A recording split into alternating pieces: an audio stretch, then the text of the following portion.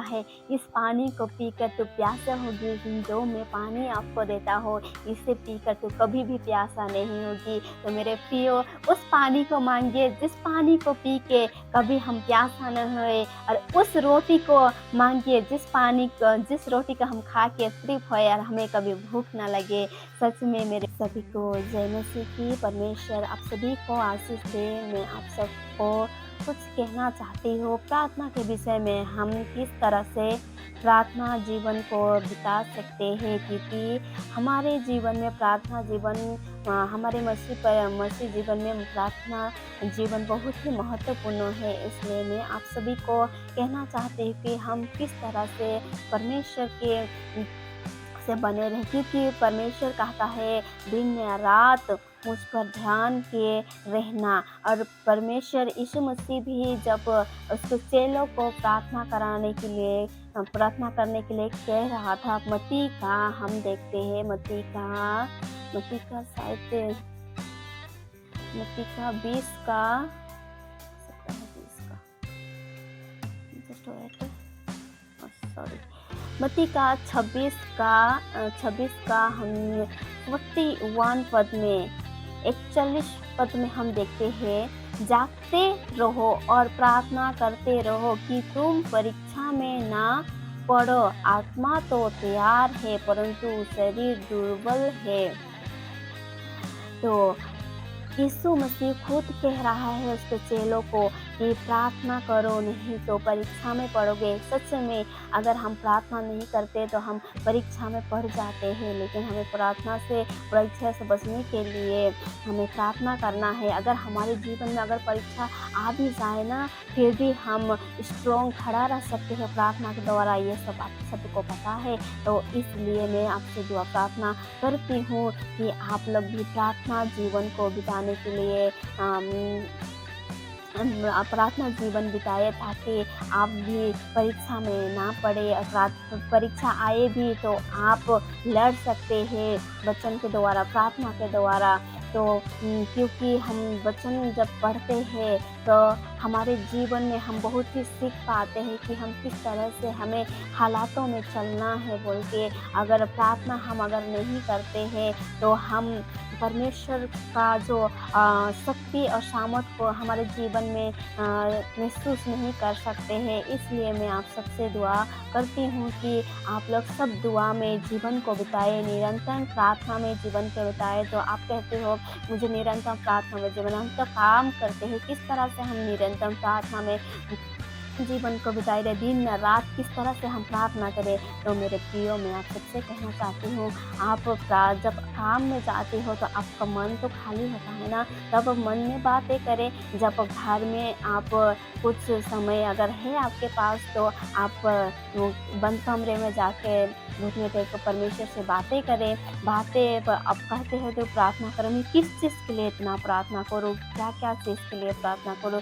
तो मैं आप सबसे छोटे से निवेदन करती हूँ, जैसे मैं प्रार्थना करती हूँ किस तरह से आप प्रार्थना करें। आपको जितना भी डेली में आपने जो कुछ भी किया परमेश्वर को उसे बताइए। आपका हर एक कमजोरी को परमेश्वर को बताइए। परमेश्वर का हर एक आप किस में मजबूत है ये भी बताइए। परमेश्वर से अपने लोगों ने आपको क्या क्या कहा, क्या क्या आपने किया, क्या क्या आपने पढ़ा, क्या क्या काम किया, ये सब परमेश्वर का अगर बताइए तो आपके प्रार्थना 5 मिनट 10 मिनट नहीं, आप देखना घंटों घंटों प्रार्थना आप कर पाएंगे। सच में आप अगर प्रार्थना करना चाहते हैं ना, अपने हर एक चीज़, छोटे से छोटे चीज़ के लिए परमेश्वर का धन्यवाद देना शुरू करो। परमेश्वर का कहो, परमेश्वर तूने मुझे अपने स्वरूप और अपने समानता में बनाए हुए हैं, इसलिए धन्यवाद। परमेश्वर तूने आज के हर दिन की रोटी मुझे दी है, इसलिए आपको धन्यवाद। परमेश्वर मुझे हर एक बीमारी से, हर एक परेशानी से आपने बचाया है, इसलिए धन्यवाद। अगर आप जॉब करते हैं, अगर आपका जॉब का ब्लेसिंग है तो आप कह सकते हैं, परमेश्वर मुझे जॉब देने के लिए धन्यवाद। परमेश्वर मुझे सुंदर फैमिली देने के लिए धन्यवाद। परमेश्वर आप मुझे चुनने के लिए धन्यवाद।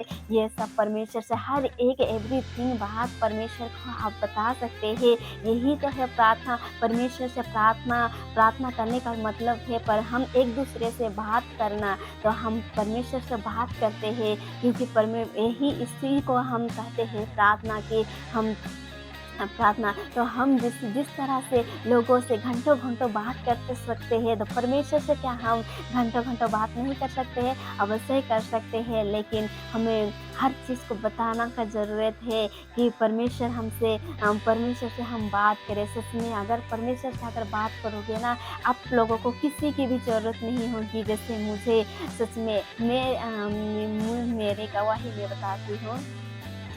हुँ, मुझे कोई अगर घर में या किसी ने भी अगर मुझे कुछ बोला है और मेरे दिल को छुआ और मैं रोने लग जाती हूँ, मैं उसको उत्तर दे नहीं पाती। सच में मैं पहले से ही ऐसी हूँ। अगर मैं स्कूल जाती थी ना, फिर हम लोग फ्रेंड सब वो लोग पहले जाते हैं, माने पहले बेंच में बैठने के लिए हम लोग बहुत लड़ाई करते थे, क्योंकि बहुत सारे फ्रेंड थे ना। तो फिर वो सब झगड़ते थे कि नहीं, हमें इन लोगों को नहीं बैठाना है, आप लोग लेट से आए हैं। लेकिन हम बैठने के लिए झगड़ते थे उस बेंच में, पहले वाला बेंच में बैठने के लिए हम बहुत लड़ाई करते थे। लेकिन मैं क्या करती थी, मेरे एक 2 फ्रेंड था, हम 3 फ्रेंड थे। एक मेरे बुआ का बेटी था और मैं और एक फ्रेंड था घर के पास में। वो फूल 3 मिलकर फूल वो लोग झगड़ा लगते थे, वो 2 और मैं झगड़ा नहीं लगता। मैं हँसता था।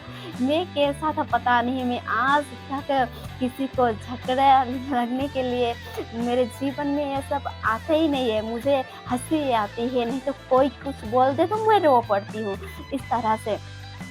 तो इसी तरह से अगर कोई आपको कुछ बोल दे, फिर मैं जाकर परमेश्वर से बातें करता था। सच में सब चीज़ को मैं जब बताता था ना, और कोई भी घर में कोई भी अगर मुझे डाँट दे, तो मैं किसी से भी कुछ नहीं करता था। मैं बाइबल लेके बैठ जाता था, पढ़ता था, प्रार्थना करता था, परमेश्वर को सब कुछ बताता था, रोता था, बहुत बिलख-बिलख के रोता था। फिर परमेश्वर में जो शांति है ना, वो कोई दे नहीं सकता। अगर आपको कुछ हुआ है ना, तो आपको फ्रेंड को बताइए, ठीक है? फ्रेंड को बताएँगे तो फिर वो क्या करेगा? कुछ नहीं कर पाएगा, सांत्वना ही दे पाएगा। बट परमेश्वर की जगह अगर जाओगे ना, वो पूरी रीति से आप खाली हो जाओगे। आप पूरी रीति से अगर आप उसको सौंप दो ना आपका प्रार्थना को, सच में आपको दुखों में अगर इतनी चमक अगर ना हो ना, तो आपको मुझे कह देना। सच में अगर इतने परमेश्वर को बताने में जो शांति और सामत मिलती है, सच में प्रियो, वो किसी को बताने की में नहीं मिलती है। तो जब भी आप सभी को कोई निराश हो, कोई बीमार हो, तो सबसे पहले आप परमेश्वर का सामने जाए, परमेश्वर को बताए कि आपके जीवन में क्या-क्या हो रहा है, किस परिस्थिति से आप गुजर रहे हैं। अगर आप परमेश्वर को बताएँगे,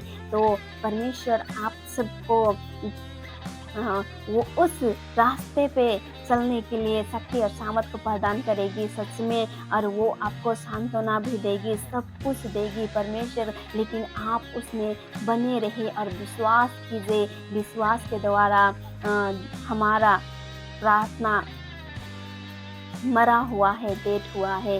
तो इसीलिए मैं आप सबको कहना चाहती हूँ, आप भी अगर प्रार्थना जीवन अगर बिताना चाहते हैं, तो परमेश्वर के लिए आप उपवास कीजिए। उपवास क्यों करना चाहिए? क्योंकि हम शरीर में हैं, क्योंकि यहाँ कहती है आत्मा तो तैयार है लेकिन शरीर दुर्बल है। मेरी कारण बताती हूँ कि मैं जब प्रार्थना करें सुबह में मुझे जल्दी उठ के प्रार्थना करना चाहिए। मुझे शरीर आत्मा कहती है उठ तू अंजलि, उठ तू, तेरा प्रार्थना का समय हो गया है। और शरीर कहती है नहीं अंजलि मत, थोड़ा सा सो जा, कोई बात नहीं, थोड़ा देर बात करना। फिर ठीक है, शरीर का बात मान लेते हैं, थोड़े सो जाते हैं। फिर आँख खुलती है तो प्रार्थना का टाइम निकल जाता है। देखते हैं तो 8 बज गए, 7 बज गए, काम का समय हो गया, क्योंकि उठ के काम भी तो करना है ना हमें, क्योंकि आप सभी को तो पता है लेडीज़ सब ज़्यादा काम करते हैं। मॉर्निंग में बहुत सारा काम होती है। सब कुछ देखना पड़ता है, तो इसीलिए मैं आप सभी को कहता हूँ, शरीर को मारने के लिए हमें फास्टिंग की ज़रूरत होती है। अगर आप ज़्यादा खाकर अगर प्रार्थना में बैठो, आप मेरे प्रियो, मैं कहता हूँ आप प्रार्थना में बैठ नहीं पाओगे। तुम्हें वर्निंग आएगी और फिर नींद आएगी, वो शरीर एकदम ऐसे टाइप का करेगी जिससे आपको प्रार्थना में मन ही नहीं लगेगा। तो इसलिए प्रार्थना हमारे जीवन में बहुत ही ज़रूरत है कि ये हमारे प्रार्थना जीवन को कंटिन्यू करने के लिए हमें कभी-कभी फास्टिंग भी करना है, क्योंकि हमें उपवास के द्वारा ही परमेश्वर हमें हमें बल और शक्ति देता है, क्योंकि यीशु ने भी 40 दिन का उपवास किया था, तो वो परमेश्वर होकर भी उपवास किया 40 दिन का। तो हम मनुष्य होकर क्या हम परमेश्वर के लिए एक दिन के लिए उपवास नहीं कर सकते हैं? या एक दिन के लिए थोड़े टाइम के लिए क्या हम अन्न को नहीं त्याग सकते? और हम उस रोटी को खाना है जिस रोटी को परमेश्वर देता है, और उस रोटी को खाकर कोई भूखा या प्यासा नहीं हो सकता। और परमेश्वर कहता है, और वो सामरी स्त्री को परमेश्वर यीशु मसीह कहता है, इस पानी को पीकर तू प्यासा होगी, लेकिन जो मैं पानी आपको देता हूँ इसे पीकर तू कभी भी प्यासा नहीं होगी। तो मेरे प्रियो, उस पानी को मांगिए जिस पानी को पी के कभी हम प्यासा न होए, और उस रोटी को मांगिए जिस रोटी को हम खा के तृप्त होए और हमें कभी भूख ना लगे। सच में मेरे प्रियो, हमें उस तरह करना है जैसे यीशु ने किया था, उसी राह पर ही चलना है। हमें परमेश्वर होकर भी उसने इस संसार का हर एक चीज़ को निभाया है, तो हम क्यों ना निभाए। तो मेरे प्रियो, मैं आप सबसे नम्र निवेदन करती हूँ, आप लोग निरंतर प्रार्थना में लगे रहिए। आप काम कर रहे हैं तो परमेश्वर से कुछ बातें करते रहिए मन में, अगर कोई नहीं है तो मुँह से भी बातें करते रहिए, उसकी आराधना करते रहिए, उसकी प्रशंसा करते रहिए, उसके जय जयकार करते रहिए। इससे परमेश्वर से हम हर समय जुड़े रहते हैं। कुछ खाने के लिए आया तो कुछ खाने के लिए धन्यवाद देकर हम खा सकते हैं। कुछ कोई पानी दिया तो पानी धन्यवाद करके हम पानी को ले सकते हैं। ऐसे ही हमारे प्रार्थना चलती रहती है, इसीलिए परमेश्वर कहते हैं निरंतर प्रार्थना करते रहो। तो हम इसी तरह हमारे जीवन में निरंतर प्रार्थना कर सकते हैं। तो मैं आप सभी के लिए छोटे से दुआ करना चाहती हूँ। आप चाहें तो आप भी कर सकते हैं, आँखों को बंद करें और हम छोटे से दुआ में जाते हैं। धन्यवाद यीशु, मैं आपके नाम में आपके पास में आता हूँ खुदावन खुदा। हे पिता परमेश्वर, तू हमें प्रार्थना करने के लिए सिखा, हमें पवित्र आत्मा के हमारे जीवन में को उपस्थिति के दे, ताकि हमें निरंतर प्रार्थना करने के लिए सिखाए। हे पिता, मैं तो आपके सिवा एक क्षण भी दूर रहना नहीं चाहती खुदावन खुदा, तू मुझे निरंतर प्रार्थना करने के लिए सिखा। हे पिता परमेश्वर, मैं आपसे दुआ प्रार्थना करती हूँ, आपको बेटा और बेटी जो आपसे निरंतर प्रार्थना करना तो चाहती है, लेकिन उसका शरीर करने नहीं देता। आत्मा तो उसका तैयार है, लेकिन शरीर दुर्बल है, निर्बल है। कि पिता परमेश्वर उसे आत्मा से चलाने की सहायता और मदद कर, और उसका शरीर को मारने के लिए तो सहायता मदद कर यीशु मसीह का नाम से। हे पिता, इन लोगों को प्रार्थना जीवन देने के लिए तो सहायता मदद कर, जैसे तू मुझे प्रार्थना जीवन को दे रहा है खुदावन खुदा, वैसे भी आपका बेटा और बेटी आपसे बने रहे पिता परमेश्वर यीशु मसीह के नाम से। हे पिता परमेश्वर, मैं आपको धन्यवाद देती हूँ पिता परमेश्वर, सभी को पिता परमेश्वर आपका प्रार्थना जीवन से पिता परमेश्वर ब्लेस कर खुदावन खुदा। छोटे से प्रार्थना को हम मांगते हैं जीवित यीशु मसीह के नाम से, आमीन। तो आपको ये प्रार्थना जीवन का टॉपिक आप लोगों को किस तरह से आपके जीवन में कार्य करेगा, तो आप ज़रूर मुझे कमेंट में बताइए, और इस वीडियो को ज़्यादा से ज़्यादा शेयर कीजिए, ताकि कोई शैतान का चंगुल में ना फंसने पाए। और मैं छोटे से ये वीडियो को यहीं पर रखते हुए परमेश्वर आप सभी को आशीष दे। सभी को जय मसीह की।